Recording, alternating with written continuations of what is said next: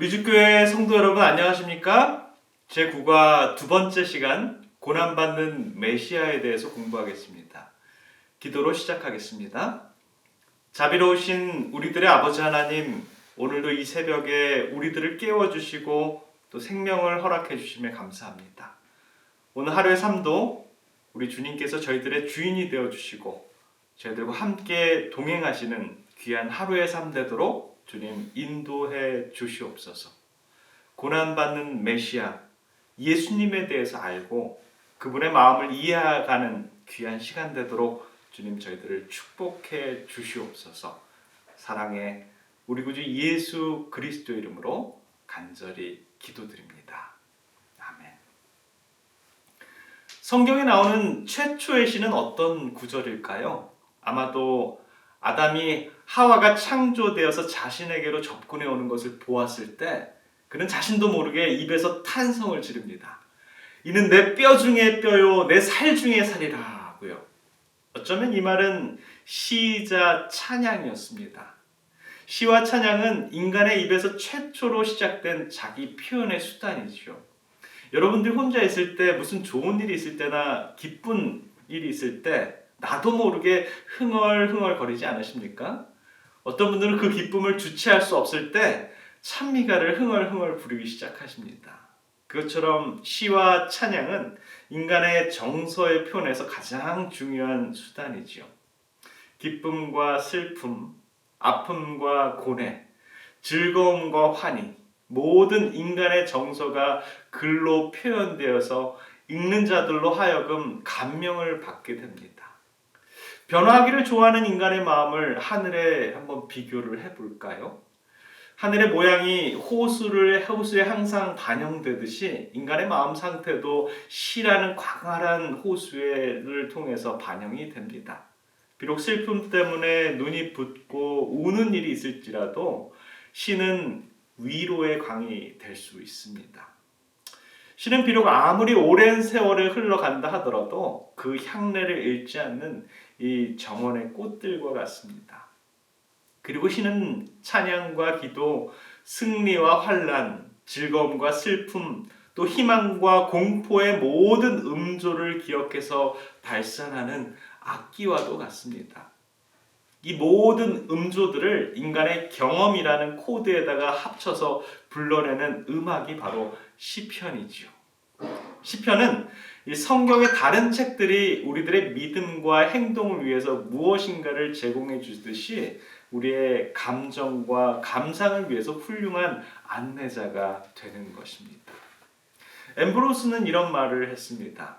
모든 성경이 하나님의 은혜를 호흡하고 있음에도 불구하고 가장 감미로운 것은 시편이라 할 수 있다.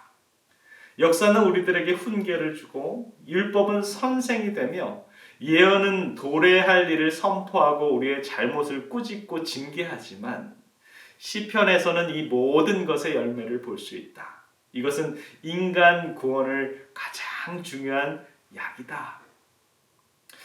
그러한 시편 속에 오늘도 어제에 이어서 찬송받기 마땅하신 예수님에 대해서 공부합니다.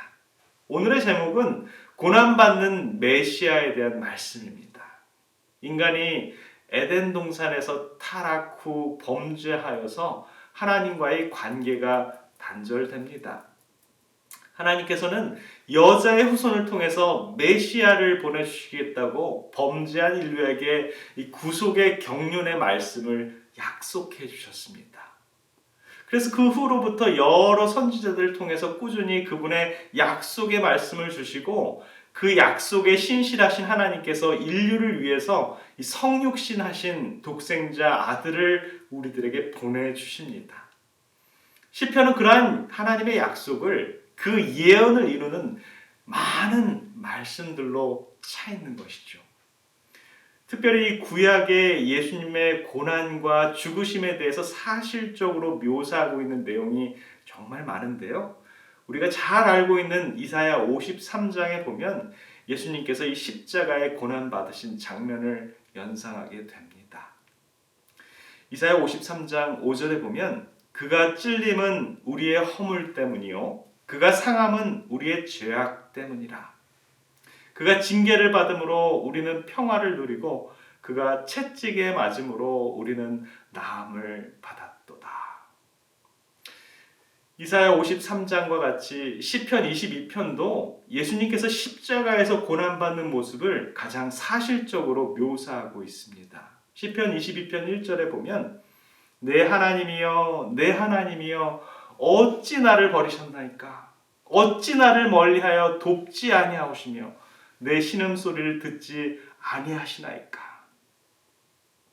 이 구절이 바로 예수님께서 십자가에서 기도하신 말씀이죠. 엘리 엘리 라마 사박다니 하나님이여 하나님이여 어찌하여 나를 버리시나이까. 이 십자가에서 죽음의 무게와 두려움에 대한 그분의 고백입니다. 시편 22편 6절에서 8절에 보면 십자가에 있는 예수 그리스도를 벌레로 표상합니다. 나는 벌레요 사람이 아니라 사람의 회방거리요 백성의 조롱거리이다. 나를 보는 자는 다 비웃으며 입술을 삐죽이고 머리를 흔들며 말하되 저가 여호와께 의탁하니 구원하실걸 저를 기뻐하시니 건지실걸 하나이다. 이것은 하나님께 버림받는 사람들의 조롱거리가 된 것을 말하고 있는 것이지요. 이 예언이 성취된 신약 성경의 말씀을 보면 예수님께서 십자가에 달려 계실 때 대제사장들과 서기관들 그리고 지나가는 사람들 앞에서 조롱거리가 되는 것입니다. 마가복음 15장 29절부터 32절의 말씀을 그 부분을 적절하게 설명합니다.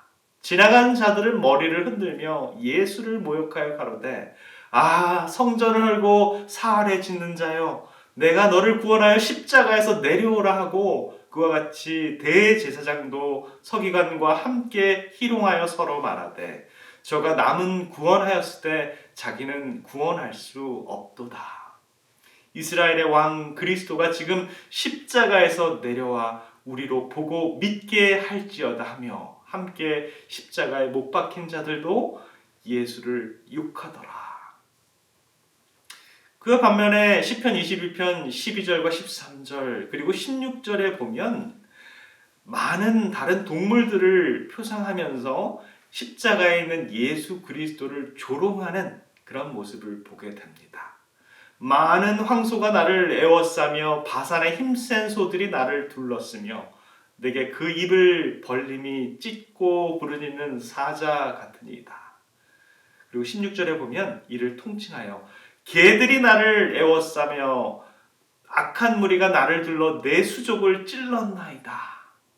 이러한 시적인 표현들을 보게 되면 황소, 사자, 개들과 같이 위협적인 동물들이 정말 무력한 벌레로 표상된 이 비유된 십자가에 못 박히신 예수 그리스도를 조롱하고 조소하는 모습을 우리들에게 보여줍니다.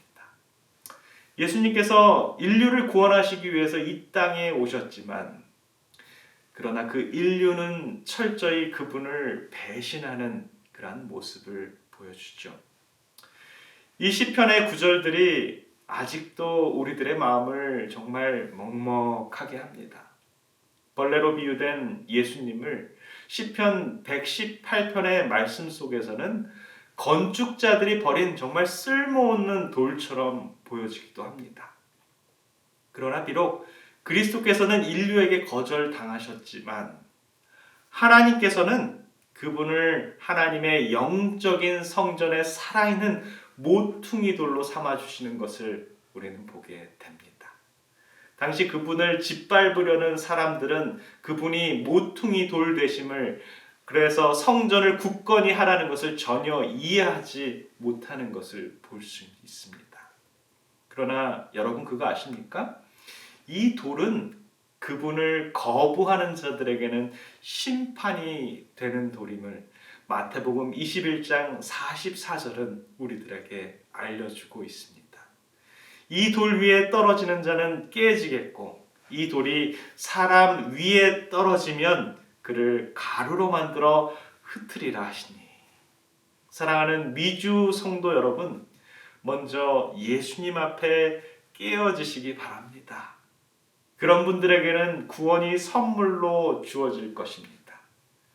우리가 그렇지 않는다면 결국에는 모퉁이 돌 되시는 예수님의 심판의 돌이 우리를 가루로 만들어 흩으리라고 하신 그 예언이 분명히 성취될 것입니다.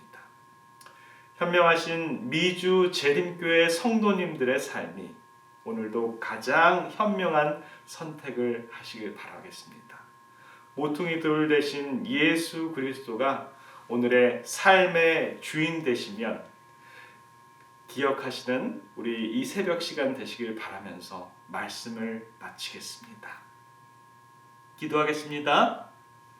사랑의 아버지 하나님, 시편에 나타난 예수님의 고난의 모습을 보면서 인류를 구원하러 오신 그분의 마음을 헤아리지 못한 백성들에게 임할 그러한 심판을 생각해 봅니다. 아버지 하나님, 오늘 이 구원의 말씀을 잘 깨달아 오늘을 살아가는 우리들에게 다시 한번 예수님을 바라보게 인도해 주시고 우리를 구원해 주시려는 예수님의 아름다운 마음을 깊이 이해하는 저희 모두가 되도록 주님 우리들의 마음을 깨워 주시옵소서. 오늘도 저희들과 함께 해 주시며 예수님과 인격적인 관계를 통해서 사랑이신 예수님을 마음에 모시는 귀한 하루의 삶 되도록 주님 인도해 주시옵소서. 사랑해 우리 구주 예수 그리스도 이름으로 간절히 기도드립니다. 아멘.